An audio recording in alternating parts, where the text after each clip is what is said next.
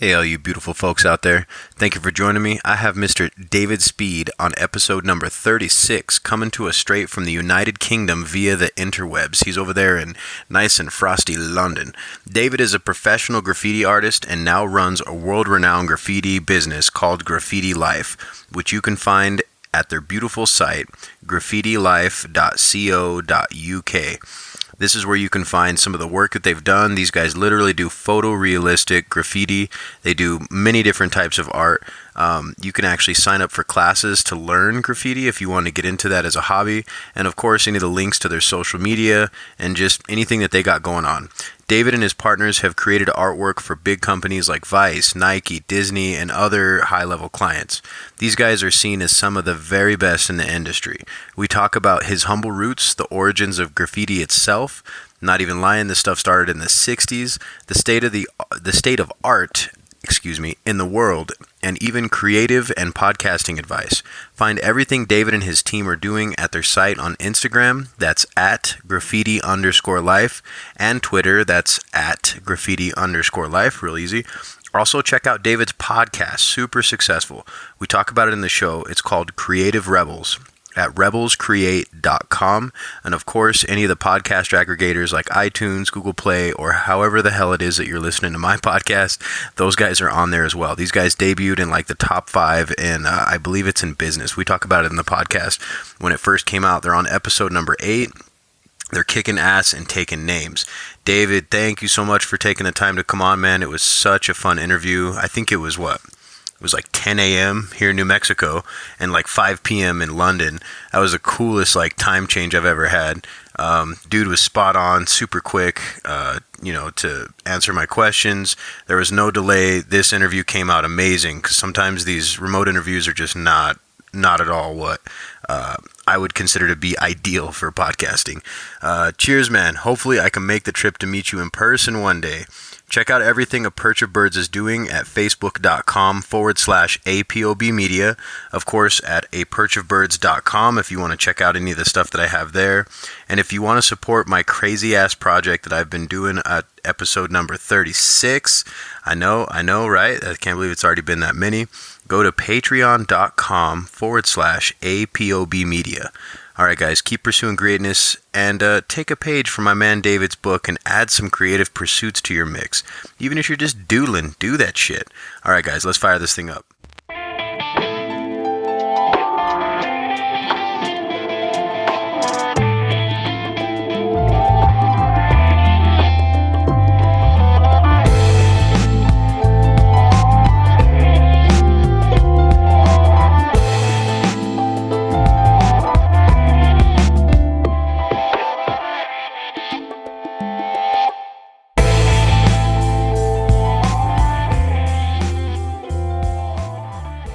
So welcome to a Perch of Birds podcast, Mr. David Speed with Graffiti Life, world-renowned artist and graffiti, or how should I say this? Is it aerosol artist? What's the preferred verbiage for that?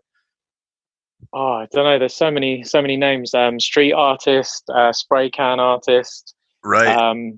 Graffiti artist, former vandal. There's lots of descriptions. That's awesome. It's and it seems like such a rebellious type of a job title. You know what I mean? I mean, there's no way to just say graffiti artist and not sound like a regular badass. Be like, what do you do for a living? Just tagging, bombing, right? Yeah. It's not really like that anymore. But I mean, sometimes we do get asked to kind of go down that tagging route. So to explain to the listeners, I'm a professional graffiti artist. So it is actually my job to paint on people's walls, which is ridiculous. I understand it's the weirdest job on the planet, but yeah, I actually get paid to graffiti people's places, and I do a lot of like outdoor advertising. So we paint giant billboards and things like that. But yeah, sometimes we do get asked to like down and dirty. We want tags. We want you to kind of obliterate the place.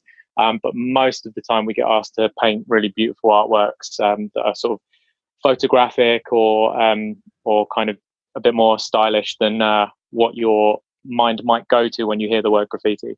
Right, like the typical like 1970s, 80s, subway trains that are tagged up. That stuff doesn't really happen the same, or at least you guys are not perceived that way. Because, like you said, I saw Graffiti Life's website. You guys do a lot of stuff for big companies like Nike and Disney and bands and brands and things like that. And that seems like that's the mode that you guys are in constantly. I mean, being a professional graffiti artist, um, are you guys consistently hit up just for spray paint stuff, or is it? I mean, do you guys do other things like painting with typical paintbrush and all that kind of stuff also?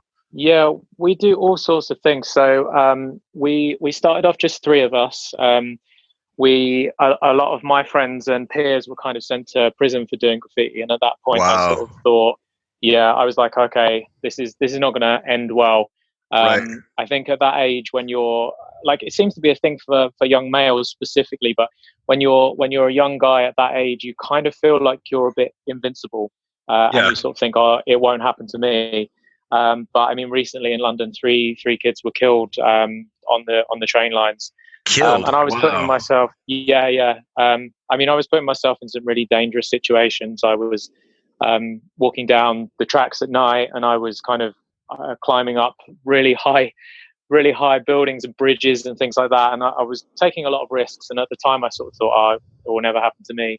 But then when people that you painted with are getting sentenced to like 3 and 4 years in prison just for making artwork, Wow. it was like, okay, this is getting real, and this is something that I need to consider if whether this is my path. So that point was when the three of us started off, and you don't just set up a company and automatically, like Nike, start knocking on the door and saying, hey guys, come and paint for us. Right. So it was a long slow process. We've been around for 9 years now, and there's 15 of us now, so we've really grown. And what I always wanted to do is, as I saw people being sent to prison for it, I kind of thought this is a really positive art form. And when we're in the streets and people are going by, they're saying, "Oh, this looks amazing! You're brightening up the area," and they had all of these positive comments for us. But when you were looking in the papers and stuff, people were saying vandalism, destruction, and all of this kind of negative stuff.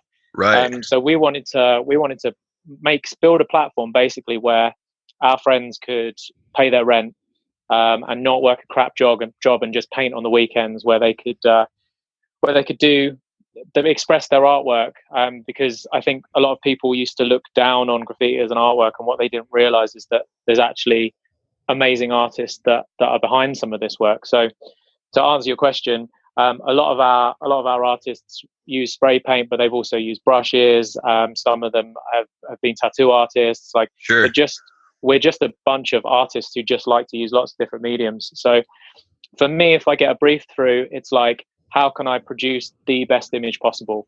And if that means I'm using brushes or stencils or whatever it is, then we'll use it, because we want to make the best possible artwork. No, that's amazing. And it sounds like you guys are essentially reforming like the culture, or at least the perceived culture that, or basically changing it, right? Because I mean, like you said, and I would say here in the States, and it sounds like there in the UK, it sounds like the authorities still haven't caught up to the fact that it's just a lot of kids trying to express themselves creatively.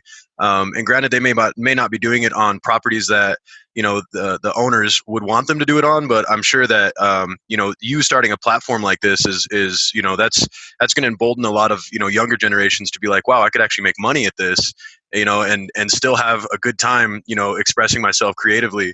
That's huge, man. Do you guys feel like you're becoming something like that, like kind of a beacon for younger generations to come along and show them a positive way to express themselves like that, to use the art for that purpose? Yeah, I hope so. I mean, we've got an apprenticeship program. We've had three apprentices come through, and kind of started at a base level, and now they're all painting for us full time.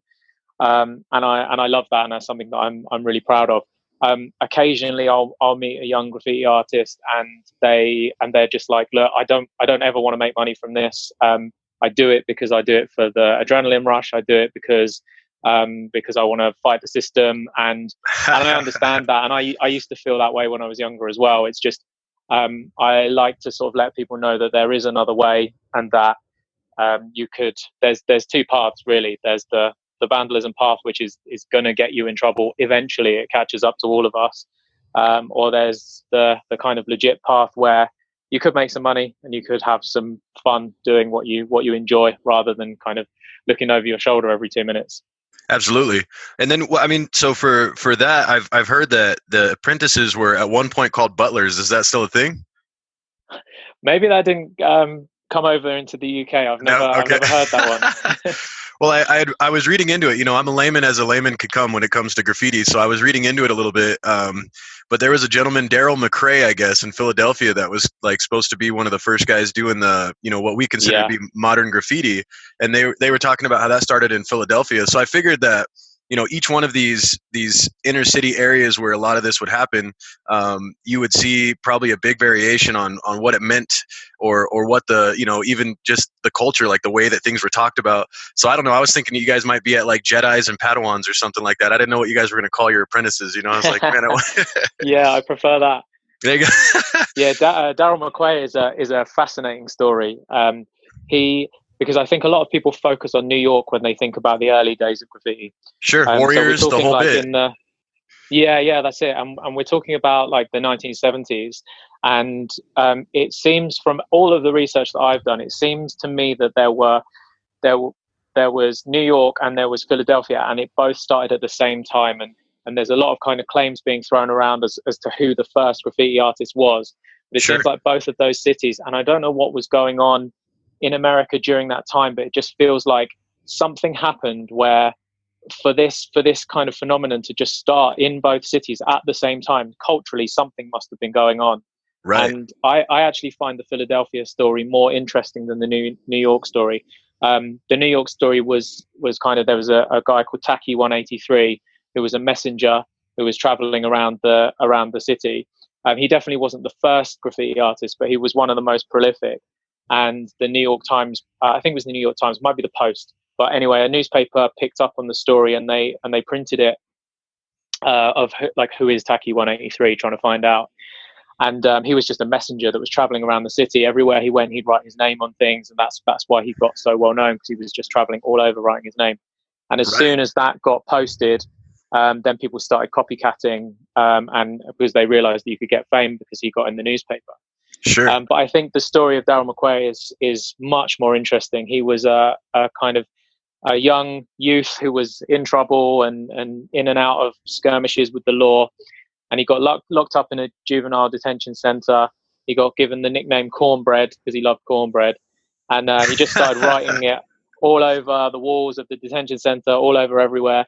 And like he did things like there was a story once where people thought he'd been killed because someone called Cornelius had been killed. And I think a journalist wrote a story because he was there when the shooting happened, and he heard people saying, "Oh, Corny's been shot," and he thought Corny was cornbread, but it was actually this kid Cornelius. And so Cornbread actually broke into the Philadelphia Zoo and wrote "Cornbread lives" on the side of an elephant to let everyone know that he was still alive. So he painted on the Jackson's 5 jet when they were touring and they dropped off in Philadelphia. He wrote "Cornbread" on the side of their jet.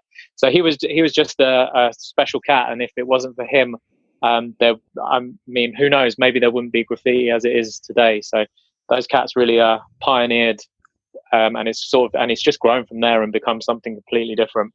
Yeah, that's amazing, man. Would you feel like when you were younger growing up that you kind of looked up to guys like that, like, you know, use the mythos of that, you know, as a you know, I want to be kind of like him kind of thing, or did that at least motivate you somewhat? It was weird because in the 90s we didn't have access to the internet, so all you would hear is just kind of stories. And there were 2 books, one called Subway Art, one called Aerosol Art, that made their way over to the UK in the 1980s. And we'd kind of see these books, and a few people would, if they'd been on holiday to New York, then they kind of see the graffiti. And then, but in the UK, the graffiti scene over here was mostly started by punks, and it was kind of very, very different to what the guys were doing in New York. It was tagging, but a lot of our tagging was a lot more kind of political, and it was like anarchy and all of that sort of stuff. So it was very different. And when it wasn't like I hadn't heard of Cornbread or Tacky or any of the early guys, really until the internet came along. Because we had Subway Art, and so we knew the artists that were featured in those books. people like Dondi and just like amazing legends like that. But it wasn't until, but Cornbread's not featured in any of those books. And then all of a sudden you start Googling.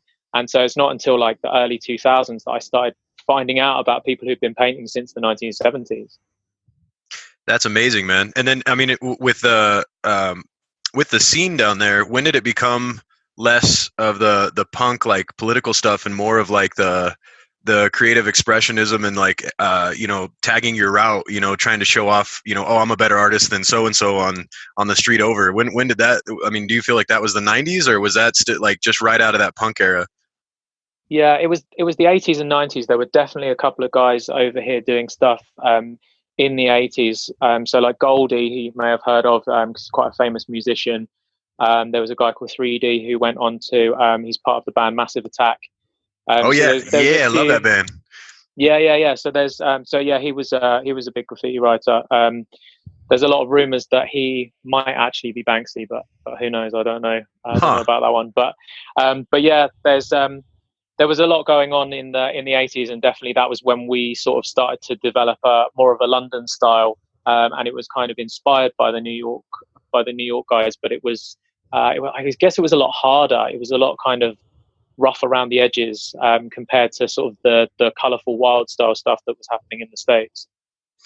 Would you say that the authorities kind of they were more aggressive to stamp it out because like they saw that there was that was happening in the States, and they just kind of tried to get ahead of it by making I guess what I'm asking is when you that first started out, were they putting people in jail right away, or was it something like, you're just getting a ticket, or was it, I mean, did they just jump to, this is blasphemous, get it out of here, you're in jail, Yeah, I think it took a time for it to really get bad.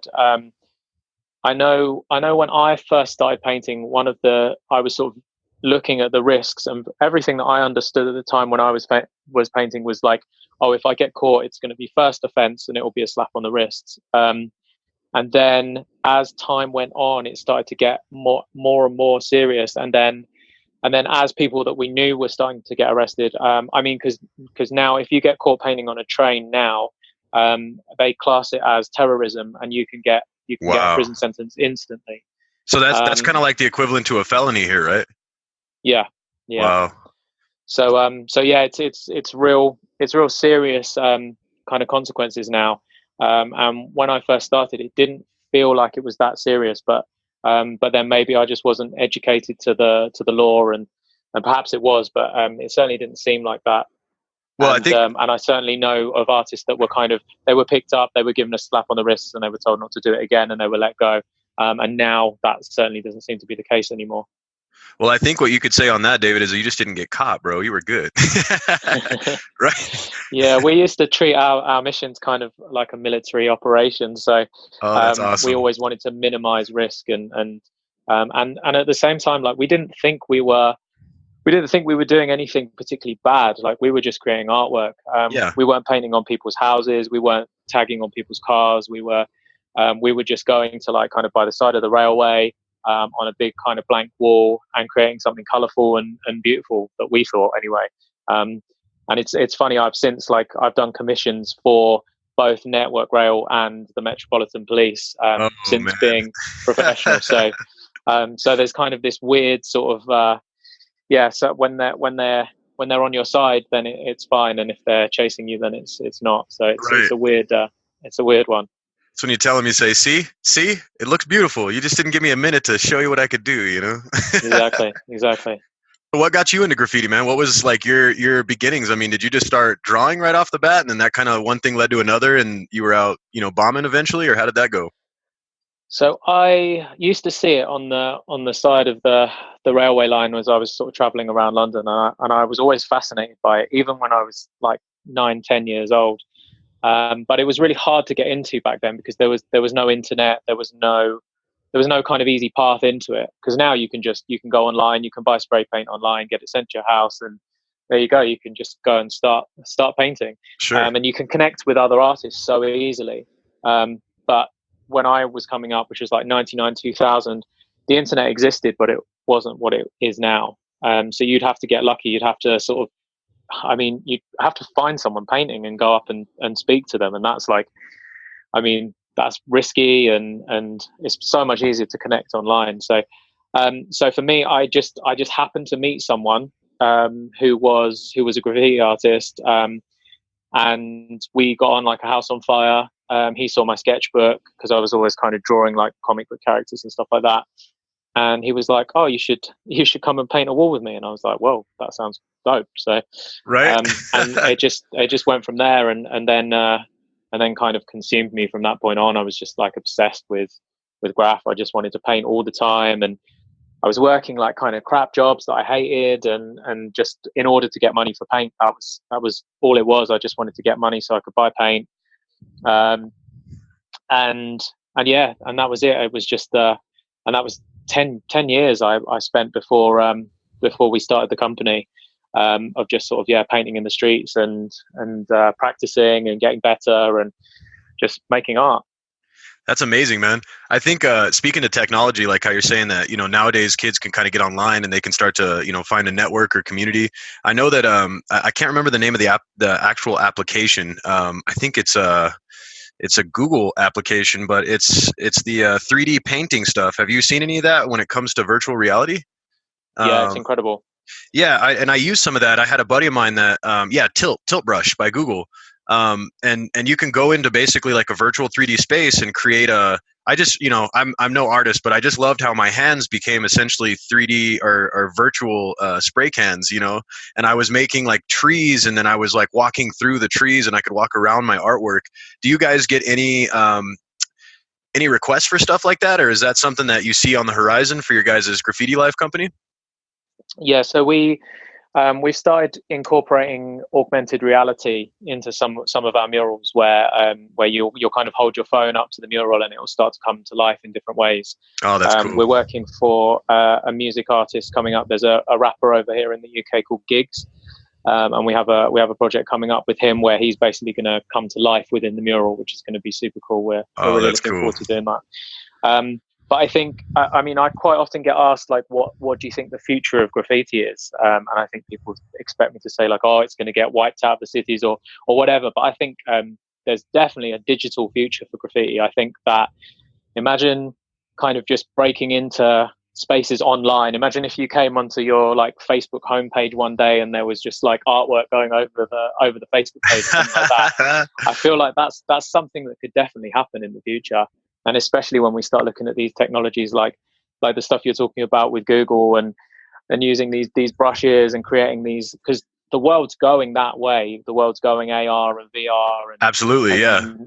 I mean, as long as you've got people that are creative, there's always going to be stuff popping up. So yeah, I think it's going to be a really interesting time. Like the next 10 to 15 years is going to be incredible in that space. Yeah, there was a podcast I had done with some gentlemen that run it's like an online meeting space, kind of similar to like what we're using here with Zoom or like Skype, but you're wearing virtual headsets, and they have like a classroom that they'll pull up. Harvard bought into it, Full Sail University. They're like a big art college down in Florida. And I know that they're kind of expanding real big, but we were basically doing the podcast in that space, and we were able to pull up like 3D rendered cars and different artwork and stuff. Oh, it was so cool, man. And then he pulled up like a heart, and he was showing like the potential for medical students to be able to see like a heart as tall as you are, and you can walk right up to it, you can lean left and right, you can do whatever you want. Yeah. I was just blown away by it. I said, this has got so many implications, and there's things that they're not even thinking of. Like I just put this kind of together talking to you. Like you could have an art class inside of there instead of just a boring flat screen and a professor talking. You could actually be like, make me a forest, make me a space mural, whatever. That is so cool. The one thing that I noticed and the one thing I noticed that you guys are really good at is creating this artwork that, it pops, man. Like it's super beautiful. And I think the better technology gets, the more accessible it'll be for people. When you don't have to wear a bulky ass headset, and a giant computer to make any of that work, that's probably going to be where that bridge is crossed finally by some of these up and coming digital artists. That's going to be a whole new thing. I won't even be able to call them graffiti artists, call them digital graffitis, something. I don't know. So for sure, man, it's going to be wild. So I apologize. I tangent quite a bit when I run these podcasts. So worldwide, speaking of just kind of the way that graffiti poured over from the States, let's say, and then, got into the UK. Is this a movement that you're seeing worldwide as well? Is there a lot of this stuff catching on more in the legal sense, I guess, more now that we've got, social media and stuff like that? Do you see that it's more of a worldwide phenomenon, or is it mostly centered around these hotspots like Philadelphia, New York, London? What is your opinion on that? No, it's absolutely worldwide. It's hard to find any city in the world that doesn't have some graffiti. No, that's true. Literally, yeah, Brazil, Australia. I'm yet to find a country because I know people have even like painted in Iceland and places like that. There's artwork everywhere.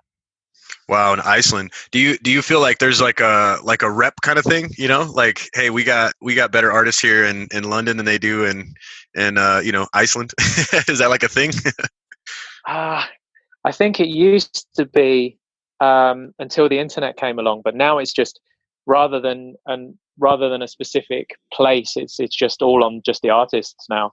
And I think it's just people building their own individual reputations and carrying that rather than sort of a specific area. I know that, it's always going to be larger in big cities. I think just because there's more opportunities, there's more spaces. And typically it seems that it's more kind of embraced in a big city. So I'm from Shoreditch in East London, and around here it's almost like a tourist attraction because there's street art tours that you can do around the area where guides will take you around and tell you about the different artists that have painted pieces and stuff. And a lot of artists, international artists, will fly in and they'll go to Shoreditch to paint because they know that's where their work's going to get the most kind of bang for their buck. Like the most people will see it. So it's definitely become sort of a more accepted. Like I know that in East London they wouldn't want to get rid of the graffiti because they know that people go to the area specifically to see it. Oh, that's interesting. So essentially, with the advent of like social media and stuff like that, each person is trying to show off their skills, and it doesn't, it's they're individually an island. It's not really like a group of people so much as it used to be, I guess. Yeah, I think so. Yeah. So, what is your thoughts on Banksy? Since he's such a such a secretive character, and maybe just for people listening, can you explain kind of in the short, because you'd understand it much better than I would. Who is Banksy? So, as far as I understand, Banksy is a team of people. It's kind of a brand with one guy at the center. I don't know him, so I can't really comment with too much authority. But there's a lot of, so within the graffiti community, there's a lot of people who aren't that fussed on Banksy because he makes his artwork with stencils, which obviously anyone can do. But I have seen him actively say, I don't know why you guys are getting so riled up about my artwork. Anyone can do this, which is true. Right. But he does have incredible ideas. And I think that without Banksy, I wouldn't have a job. So wow. It was Banksy that kind of brought the general public around to this art form. It was Banksy that sort of started appearing in like coffee table books and really he's the most famous, one of the most famous artists of all time. Like scratch graffiti eyes, he's literally one of the most famous artists of all time. He gets mentioned in the same sentence as like Keith Haring or Damien Hirst or any kind of famous artist.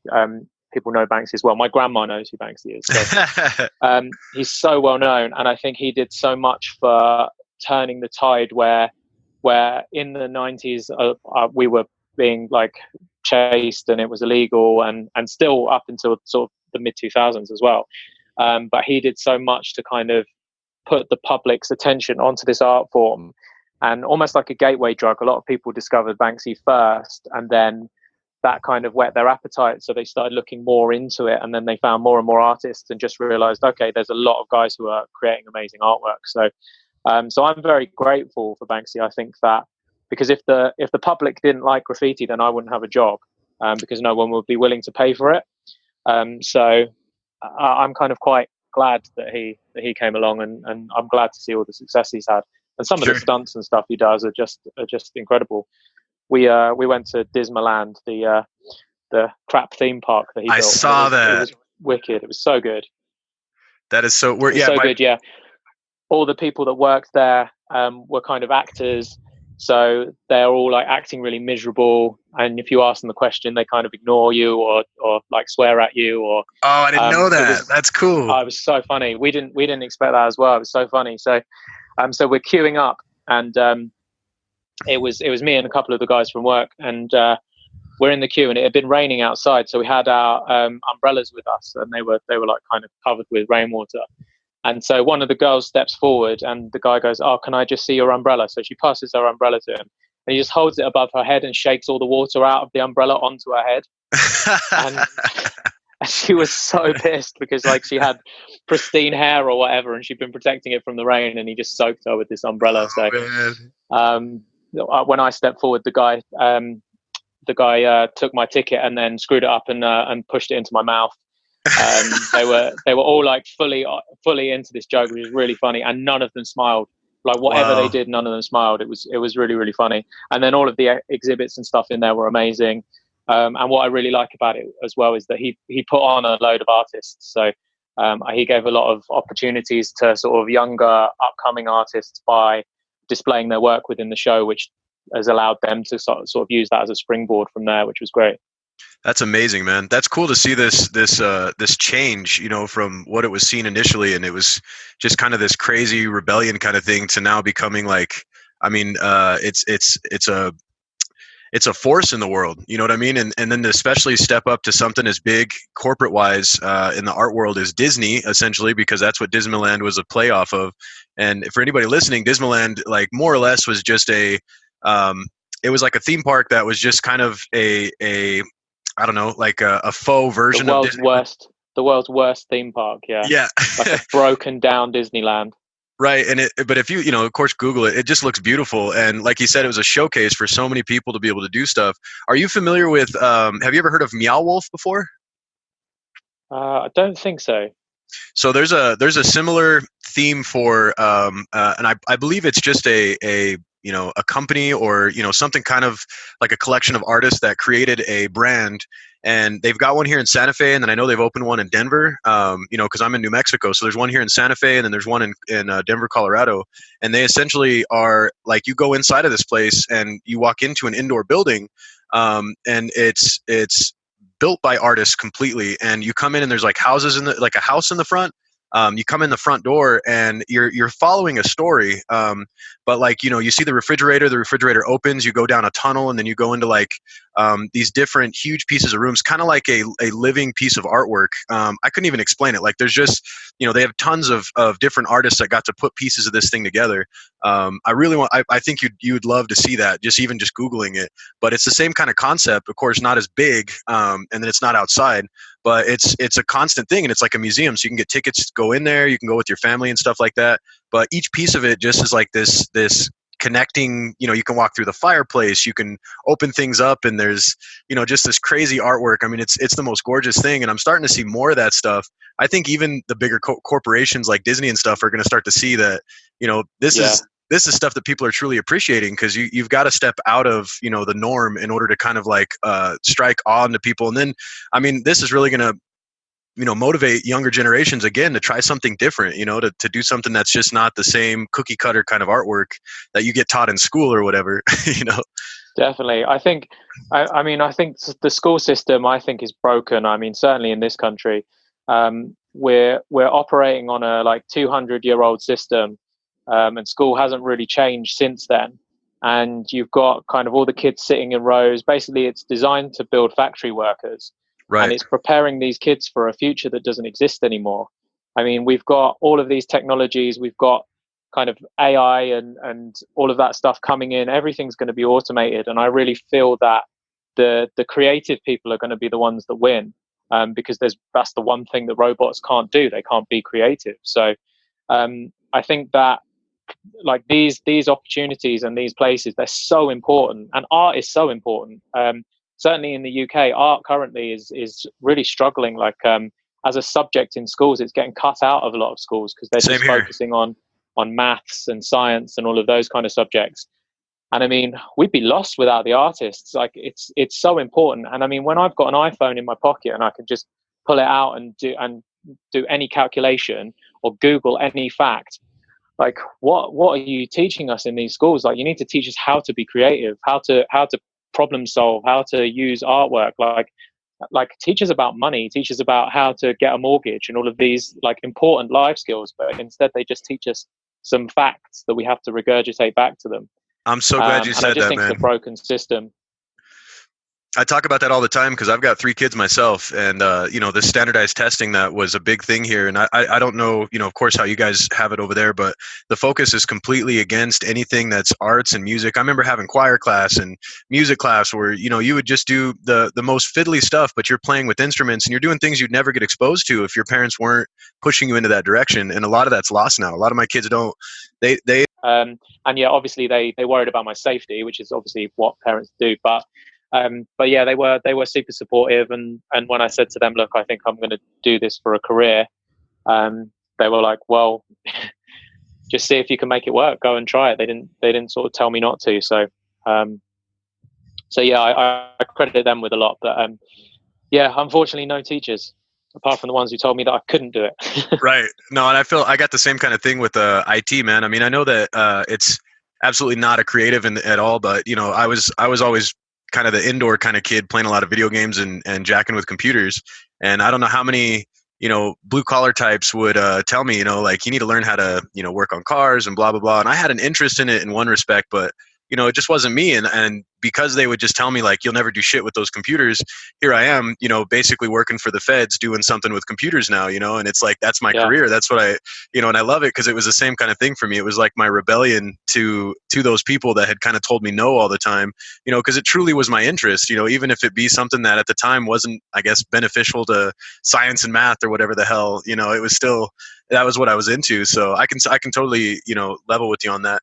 What did you, I don't know if we covered this, but did you have were you apprenticing under somebody for graffiti? Whenever you'd said that there was a person that kind of had brought you into that lifestyle, but did they teach you how to like, get up and start doing the stuff outside and the bigger murals and stuff like that? Because I feel like that's such a large leap from like an art class or something like that to go and, take a spray can. It just seems, as a layman, again, hard. It would be preposterous to see me go out there right now and try to draw even a Mickey Mouse face or something like that. Did you have somebody that was showing you the ropes and kind of how it was done, or was it something that you figured out on your own? Yeah, so my buddy who got me into graffiti, he sort of showed me a few basic things. But when I met him, he'd only been painting for maybe a year and a half, something like that. So wow. So there was there was a ceiling to his knowledge already anyway. So we really just trial and error, pick things up by just practicing. I think there's this kind of myth of natural talent, and people feel like that some people are born with a gift. And I mean, you've seen our work. I paint sort of photorealistic imagery. Beautiful, man. Beautiful. And when we thank you. And when we paint that stuff, like, people come over and they say, "Oh, you're so talented," which is a lovely sentiment. And I like, truly, I'm really grateful when people say that. It's a lovely thing to say. But there's no such thing as natural talent. Like, I wasn't born with a spray can able to create the images that I can create today. I just worked my butt off and practiced really hard. When I first started painting, I absolutely sucked. I was completely rubbish. But I just had a passion for it, and I just kept going. And I think the people who keep going, if they have an interest and they just keep going at something, they're the ones that always win. Because most people drop off. Most people start something and they're really passionate about it in the beginning, and they're like, "Yeah, I'm going to do this." And definitely now with social media, because we have this instant feedback kind of situation, they'll post something, and if it doesn't get enough likes, or I mean, people are expecting to build these absolutely huge audiences in such a short amount of time, and when it doesn't happen, they get kind of disheartened, and they stop doing whatever it is they were doing. Right. But the people that keep on, the people that start off with getting like 2 likes, and then they keep going and they keep going, and then 2 likes turns into 4 likes, 4 likes turns into 8 likes, and they just keep going. They're the people after like 3 years, because it always seems to me 3 years is such a magic number. If you do something and you put 3 years of your life into it and you dedicate that time to it, you can't help but make something happen. But most people don't have the determination to sit through that time. That's huge that you're saying that, man. I mean, and that's the reason why I brought you on, because that's like the whole theme of the podcast is people pursuing greatness. And, I know that it's something that you can't just grab out of the air and just start doing it.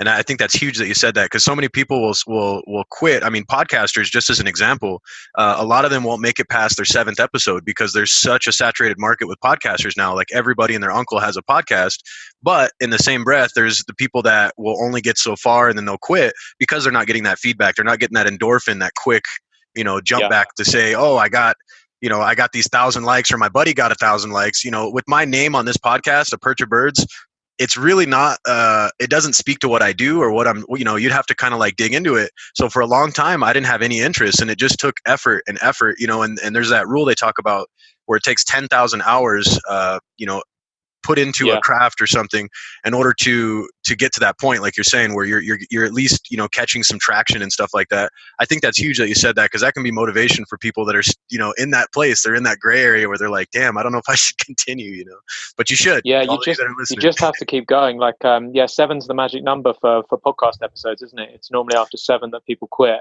That's the average number. And it's crazy. I think that you just have to keep going, because if you do keep going, understand no one else is going to keep going. It's like the people that keep going are the ones that win, because everyone else drops out. So, so with our podcast, we launched it to number 1 on the iTunes business chart. And congratulations, man. Thank you. We're like, it's gone crazy. It's been ridiculous, actually. But so we launched it to number 1. But the way that we did that was very, very tactical. Like we put a lot of time and effort into finding out how to launch a number 1 podcast.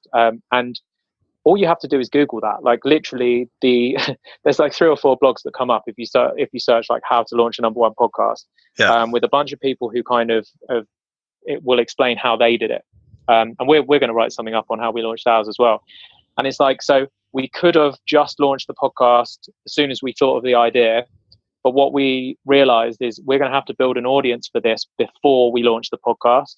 So that's how we're going to get to number 1, is because we're going to make people want it before it exists. So we started an Instagram account probably like a year or 6 months before we launched. And then we just started kind of developing relationships with influencers. So myself and my 2 business partners, we've got a lot of friends through doing Graffiti Life for so long. We've got a couple of other businesses. We've got a tattoo studio and stuff like that. So, but through that time, we've just built up such a network of people. And so we thought, okay, well, we can get them to post about it when it goes live. But then we started just making new relationships. So just networking, talking to as many people. And when it came to launch day, we added up all of the audiences of the influencers that we knew were going to post about it, and it came to like 1.5 million people. Wow. Was their total reach. And I mean, so you have to be realistic with that, because then that number gets way smaller when you take algorithms into account. And then when you take people's apathy into account, that number gets even smaller still, because you can show stuff to people all day long, but you have to find a way of get them to actually click it, and to actually download and actually listen to it. Lead the horse to water. Yeah, exactly. Yeah. So we knew it was going to be challenging, but that's what we did, and it worked. But we had to put in like a year's worth of hard work before even launching the podcast, which is crazy. But that's kind of, you have to put the work in, otherwise you don't get the rewards. No, that's it. That's huge, man. And honestly, I don't have a niche. Like honestly, each one of these podcasts is so different that it was hard for me to do something like that. And I didn't really understand what I was going to do with this until I got going. So that's solid gold advice for you guys out there that have a niche. If you're doing something specific, you're doing something that is in a niche, you got to talk to the influencers in your field, and you've got to build that up. And that's great advice, David. That is solid gold. If you guys can rewind that and play it like 3 times, write it down, because that's absolutely the opposite of what I did. And I'm just now getting to that point after a year and a half, but I'm realizing that, there could have been a little bit more, a little bit smoother way of doing it. But I do this in a method that it kind of plays to my ego, is because like I'll be like, oh man, I really like this graffiti stuff. Like I don't know anything about it, who's the baddest dude on the block. And then I had happened to see you come up, and I'd always wanted to talk to somebody that does that. And then I also have an affinity for the UK, as funny as that is. Like, I love anything that's of that culture. So I was like, man, this is so perfect. So here it is. I brought, and now I'm starting to get into that world. I've done more research in the last 2 weeks than I ever have about, the history and what's happening on social media. And I've gotten into some different groups on Facebook, as well as, finding some beautiful artists on Instagram. And I think that if more people kind of had that open mindset to learn about things like that, I think that they would be surprised at what they can do with their interests. Like, maybe you'll find out that you're into it and you had a talent, and now you start trying to do some graffiti stuff the legal way. Yes, definitely. I think that's the amazing thing about podcasting is that it's bringing so many people together, and you can just have these cool conversations with people that are living on the other side of the planet. That's and it. I mean, we couldn't do this 10 years ago. It just, the technology wasn't there to facilitate this. Right. And I think, you've got, look at Joe Rogan's podcast. I mean, the model of just having interesting people on every week is absolutely huge. Yeah. And I think anyone that does have a podcast, I would just encourage you to reach out to the people that you want to have on your show. Like, no matter how famous they are or well known they are, or how difficult you think it is to get them on the show. A couple of people that we've had on our show, literally, when we were first lining up guests, we didn't have an audience because we hadn't launched yet. So we couldn't say to someone, oh, we've got the #1 podcast. We're featured on Apple's New and Noteworthy. We get 1,500 downloads per episode. We couldn't say any of that. Yeah. So you just have to go to someone and go, well, this doesn't exist yet, but right. We reached out, but because we put together what I think was a really good email template that kind of was short. So, because I think people, they're really excited about the project, so they tend to talk about it a bit too much. And whoever they're reaching out to is probably busy. So you've just got to write down what your podcast means in one sentence. And this goes for, that goes for anything that you're trying to promote. Like, really, really try and get to the absolute core of it. Write it down in one sentence. Send it over to them. Say, look, this is what it's about. This is why I want you on the show. Like say something personal about them. I really like the work that you did on the recent campaign for so-and-so, or whatever it is that they've done. So a little bit about them. So kind of rub their ego a little bit. Say why you think they'd be an amazing guest. Say what you think that they could bring to your audience. So for us, our podcast is for creatives. It's for people that kind of want to quit the 9-to-5. So we'll say, we think that you will bring our audience so much value because you can talk about how you're a world famous tattoo artist, or how you've rebelled against the 9-to-5 because you're an author, or whatever it is. And we can kind of talk to them about why we think they'd be a good guest. And just a quick email. And maybe a lot of people are going to say no to you, but if you keep on asking, eventually people who you thought would never, ever, ever say yes will say yes, and you'll get them on the show. And then you can use them as a springboard to get more listeners in as well. So it works really well for that as well. No, I think that's huge, man. Just because I don't want to miss it, what can you tell the audience what your podcast is, where they can find it? Our podcast is called Creative Rebels. You can find it at rebelscreate.com. And we're also on Instagram, which is at rebelscreate. And it's a weekly show, but we're thinking about we might start doing a few more extra kind of bonus shows to throw in as well. And it's just, it's interviews with creative people who have quit the 9-to-5, basically. That's huge, man. And just to throw it out there for you, do you guys mess with Patreon at all, or something similar? No. So we've decided to, for now, we're just kind of in an audience building stage. Sure. So we don't want to kind of, it's crazy. So we're only 7 episodes in, and we just got contacted by, I'm not sure if I should say the name, but a big software company that creates photo editing software. Got you. Those guys. Yeah. We've just been contacted by them. And so we're already getting offers of people to sponsor the podcast. So I don't want to do it. I want to kind of build the audience up first and not kind of annoy them with ads and stuff. Right. That's kind of quite important to me.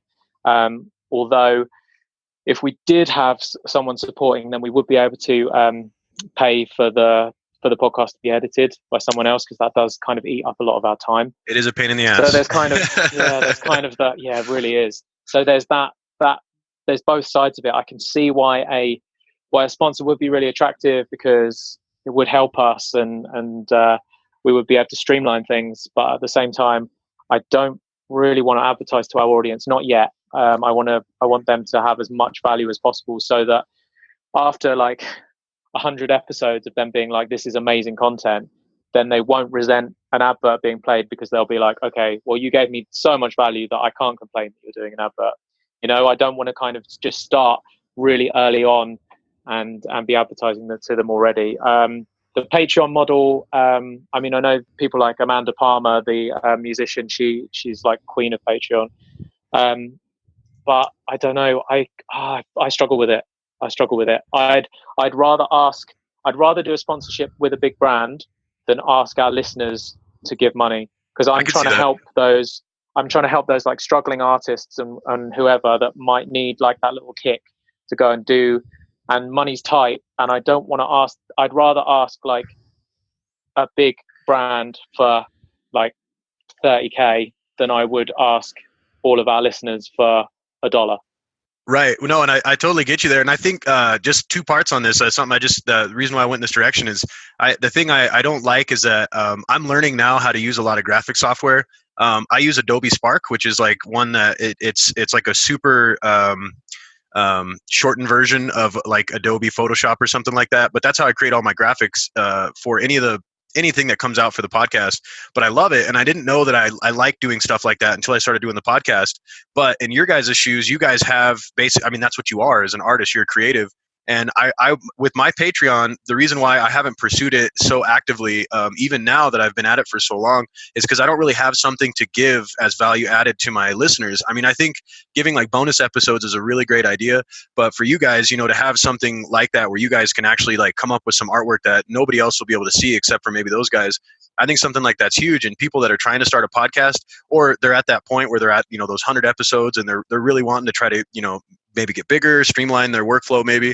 I think that things like that are something to look into, because you can actually have people, you know, add their support to your show and feel like they're part of it, and you can give something back, you know. And I don't have very much to give to these guys, because you know, this is the whole episode right here. I don't do like a after party or something like that like some of these guys will do, but I'm getting in that direction, you know. But that's something to look at. And I was looking at your latest article that you'd put out on our blog, on rebelscreate.com, why you should work for free. And I thought that kind of tied into this really well, because I don't know how many of these groups I'm in where they talk about, you know, just like you had said, is, you know, somebody will say, well, if you don't mind, I'm just going to read like just the very beginning sentence of it. Sure. It says, many creatives on a regular basis here, we can't pay you, but it'll be great exposure. And I know that a lot of you reply with, sorry, my landlord doesn't accept exposure. And I think that that is something that flies in the face of like what podcasting is about, and a lot of creative endeavors, because you're not this huge brand, and you know, you may be one day, but doing things for free and or just supporting the few people, which, like you showed your inverted pyramid, the people that are closer to you are the people that are going to be the ones that, you know, maybe are the ones that'll buy your shirts or buy your whatever down the line, you know. But to give them, you know, something without expecting something in return, I think that's huge, man. And it's cool that you, at the platform you have, and you being approached by these, you know, this big company, and eventually you guys are going to have even more success. It's cool that that's the model that you guys have in the back of your mind. I mean, that adds to you guys being, you know, pursuing greatness. I mean, it's huge that you're telling people to do that, like do that work for free, because eventually it's going to get to the point where, you know, you are priceless almost, and, you know, you're only going to have so many slots to be able to do things, and, you know, you're going to be making that money, you know. And not to say 100%. That I think if someone is like fully booked out, and then they get an offer for working for free, then like, don't waste your time. But if you're sitting there like watching Netflix, and you could be out working and getting your name known, maybe you're not getting paid for it, but there's other, and I talk about it in the blog, there's other ways of getting payment. There's other things on offer. I think like that's a better use of your time than maybe what you are doing, which is like kind of not productive. And it's really funny, while you were talking about Patreon and stuff, it's like I was coming up with all of these arguments why you should have a Patreon. It's funny how I have issues with it for me, And I think that's because every individual person is always feels like kind of quite funny about asking people for money. Oh yeah. But then when you look at it on the flip side, it's like we spend like $100 a month on our cell phones. We spend like $5 a day on coffee. Right. We spend all of this money on things that are really, and we don't think about it at all. But you and I are spending an hour of our time tonight, like trying to help people, trying to entertain and inform people. And I mean, is it too much to ask that this show gets like $1 on Patreon? Like, buy me a coffee, like whatever it is. That's not really too much of an ask. And I think when you provide enough value to people, eventually they start to ask you, like, how can we support you? Like, what can we do for you? And that's the point where a sort of a Patreon, or if you're bringing a book out or whatever it might be, then that's the time where people will be happy to pay for that. I think there's just kind of a bit of a view of at the moment that anything on the internet is free. But I mean, that was one of the struggles when we first started Graffiti Life, was getting people to pay for this artwork that they could just go down the street and there's some graffiti. It's like it was a free commodity before that. Wow, I didn't think about that. So yeah, so it's like, and it's hard to get people to pay for art, and I mean, podcasting is art. It absolutely is art. So especially when you just have a conversation with like a really interested guest and everything's clicking and everything's flowing, and you just like, there's sometimes I'm interviewing someone, I'm just like, oh, I can't wait for this episode to go out because I know that people are going to get so much value from it. And I think if you are providing that for your audience, then yeah, I think if you're providing that much value for your audience, then to ask for $1, or like, you won't even need to ask, because people will start offering it to you. They just start throwing money at you. Exactly. Yeah. I mean, if they can't afford it, then you don't want the money anyway. You know, it's like, but if you can spare like a cup of coffee, then help support the podcast, man. I think our favorite podcasts need to be subscribed to and help those guys out. Yeah, and just to let anybody know, if you guys just subscribe and download the episodes, and even if you only, listen to them passively, absolutely helps us out in ways you guys have no idea. That's the stuff made of gold right there. And solid gold advice from you, David. Thank you so much for saying that stuff, man, because I feel very egotistical kind of talking about those things, myself, because it's like, oh, please pour me. But, and I'm not at that point. Like I have a full job, a full-time working job. Podcasting is a blast for me. It's my hobby. And I put a lot of passion in these things, and it takes me a week to build out one of these episodes, even though it's just an hour long. I had one I did that took me 6 hours to edit, and I almost wanted to throw everything at the wall. And I just thought to myself, I said, am I doing this for me, or am I doing it, and at the end of the day, it really was just this amazing episode with an amazing band, a metal band based out of Denver. And I was just in love with the entire episode, and I probably had heard it about 50 times trying to edit the damn thing. But I just remember thinking to myself, I said, if I can get through this, you know what I mean, then I'm truly a podcaster, because it's that creative pursuit. You know what I mean? Like, I'm sure you've done something and you throw it out, you throw it out and you start over again a few times, and eventually you're just in love with that piece because you put so much effort into it. Yeah, definitely. Yeah, I totally relate. So I guess one of the last things I kind of wanted to talk to you about, man, is so Graffiti Life, and just to give you. So it's Graffiti, GRAFFITI life.co.uk. That is your guys' company, but also your guys' website that you co-founded, and then also you do artwork for that as well, right? Yeah. So that's our company. All of the kind of info about the stuff that we do is on the website there.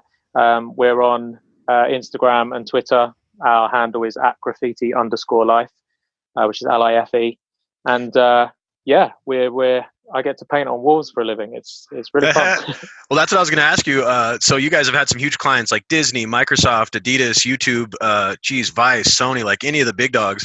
So just real quick, 30,000 foot view. What's like a day in the life of somebody that's broken out of the normal 9-to-5 cubicle world? What do you do? You go into work Monday. What's a typical day like when you're working on something for one of these companies, or even like a smaller project?